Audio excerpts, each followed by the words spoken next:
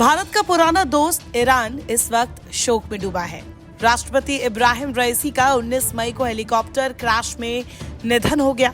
23 मई को उत्तर पूर्वी शहर मशहद में रईसी सुपुर्दे खाक होंगे। उनके शोक कार्यक्रम में भारत की ओर से उपराष्ट्रपति जगदीप धनखड़ भी शामिल होंगे। रईसी की आकस्मिक मौत भारत के लिए एक बड़ा नुकसान है।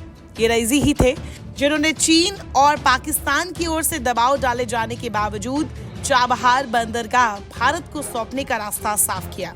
यही नहीं, ईरान के इस्लामिक देश होने के बावजूद रईसी कश्मीर के मसले पर हमेशा भारत का स्टैंड लेते रहे।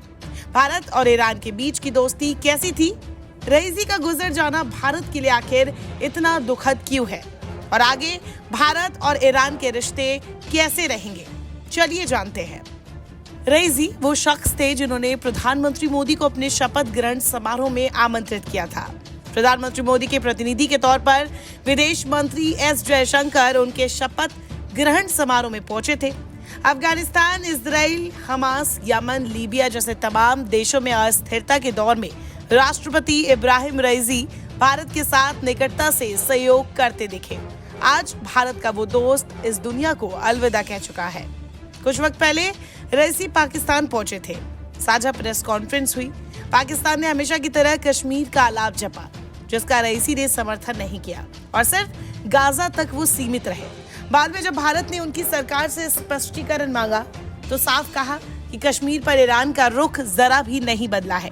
उन्होंने बताया कि इस्लामाबाद में दिया गया स्टेटमेंट पाकिस्तानी प्रधानमंत्री का वक्तव्य था।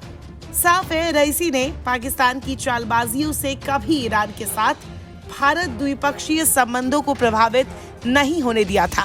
अभी हाल ही में भारत ने ईरान के साथ चाबहार पोर्ट पर बड़ा समझौता साइन किया है। कम से कम अगले 10 सालों तक चाबहार पोर्ट का संचालन अब भारत के पास रहेगा। इब्राहिम रईसी ने भारत के साथ इस डील को अंजाम तक पहुंचाने में बहुत महत्वपूर्ण भूमिका निभाई थी। चाबहार स्थित शाहिद बेहिश्ती बंदरगाह भारत को अफगानिस्तान और मध्य एशियाई देशों तक पहुंचाने का रास्ता देता है।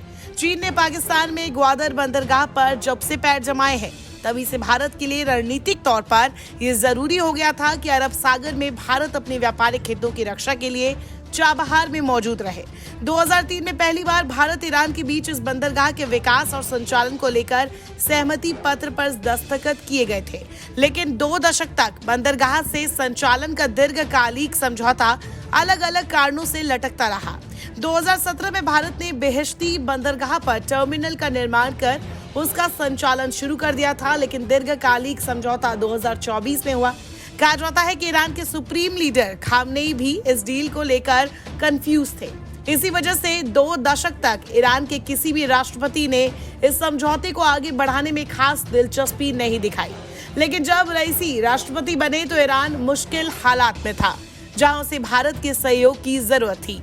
ये बात भी राज नहीं है कि अमेरिकी प्रतिबंधों के बावजूद भारत ईरान से तेल खरीदकर उसे जरूरी आर्थिक राहत देता रहा है। रईसी ने भी इस समझौते को लेकर दृढ़ता दिखाई और पिछले साल साउथ अफ्रीका में ब्रिक्स शिखर सम्मेलन के दौरान रईसी और प्रधानमंत्री नरेंद्र मोदी की मुलाकात के कुछ महीने बाद ही ये समझौता अमल में आ गया। इस डील के फिक्स होने के बाद अब आलम कुछ यूं है कि अमेरिका से लेकर चीन और चीन से लेकर पाकिस्तान तक परेशान दिख रहे हैं।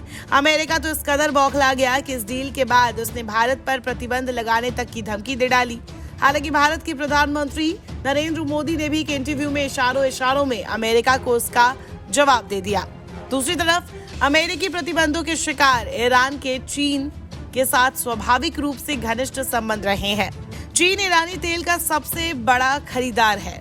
इसके बावजूद रईसी ने अपने कार्यकाल के पहले दिन से ही तय किया था कि चीन के साथ घनिष्ठता के बावजूद भारत के साथ करीबी रिश्ते रखे जाएंगे।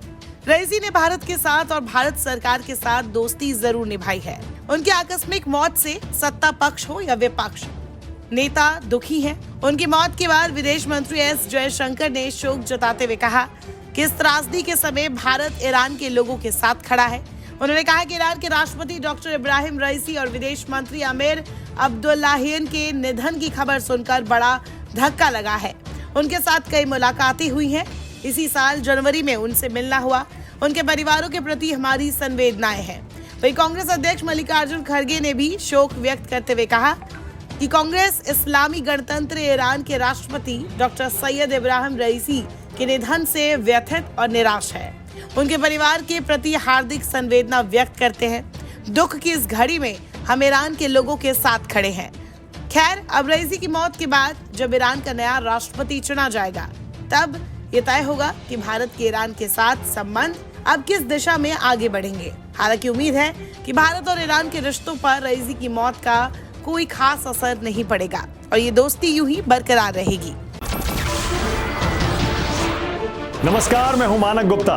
अगर आपको हमारा ये वीडियो पसंद आया हो तो इसे लाइक और शेयर जरूर करें और हाँ, हमें सब्सक्राइब और फॉलो करना ना भूलें ताकि आप देश और दुनिया की कोई खबर मिस ना करें। तो जुड़े रहिए हमारे साथ और देखते रहिए न्यूज़ 24।